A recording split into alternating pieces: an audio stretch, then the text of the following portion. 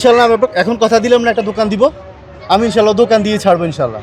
আপনারা দেখতে পাবেন আমার ভিডিওর মাধ্যমেই। এতদিন কিন্তু বলে নাই যে ফুলের দোকান দিবে, বলছিল যে কি করব বুঝতেছি না, এটাই তো করা যায় বা অন্য কিছু, আমাকে ফাইনাল কোনো ডিসিশন দেয় নাই। আজকে যখন জানলাম আপনাদের মাধ্যমে, ইনশাল্লাহ ওর একটা ব্যবসা হবে এবং সামনের মাসেই হবে।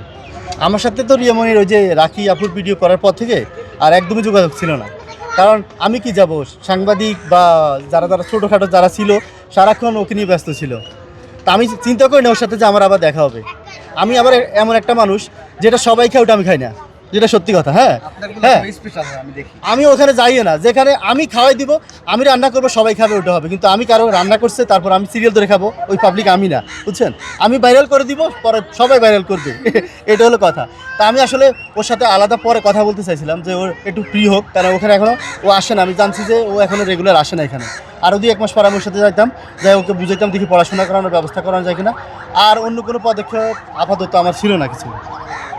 না, যদি কোনো নেগেটিভ প্রপোজাল কিংবা বুলিং এর শিকার সে হয়ে যায়, সেক্ষেত্রে আপনি ওকে কিভাবে আমি ওর অ্যাজ এ ভাই হিসাবে যতটুকু করার করবো ইনশাল্লাহ, ও আমাকে জানালেই হবে। ওর উদ্দেশ্যে একটা উপদেশ দেন। ওর উদ্দেশ্যে উপদেশ হচ্ছে, আমি চাই পড়াশোনা করুক, পাশাপাশি ফুল বিক্রি করুক, সমস্যা নাই। আর ও যদি কোনো ব্যবসা দিতে চায় আমার সাথে যেন যোগাযোগ করে, আমি ওকে একটা ব্যবসা দিব। যদিও আগে ব্যবসার জন্য 10,000 টাকা দিয়ে আসছি, আবারও ব্যবসার জন্য টাকা দিব, সমস্যা নাই। এখন ওর মতামত কী, ওর অভিব্যক্তি কী, আমি সেটা জানি না। ওকে আপনি বলেন, ব্যবসা দিবেন নাকি? ব্যবসা আমি দিতে চাই, একটা ফুলের দোকান দিলেই হয়। হ্যাঁ, আচ্ছা, ফুলের দোকান কোথায় দিবা?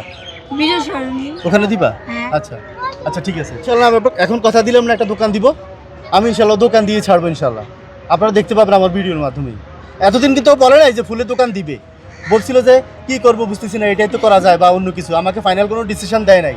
আজকে যখন জানলাম আপনাদের মাধ্যমে, ইনশাল্লাহ ওর একটা ব্যবসা হবে এবং সামনের মাসেই হবে। আমি ওর বড় ভাই।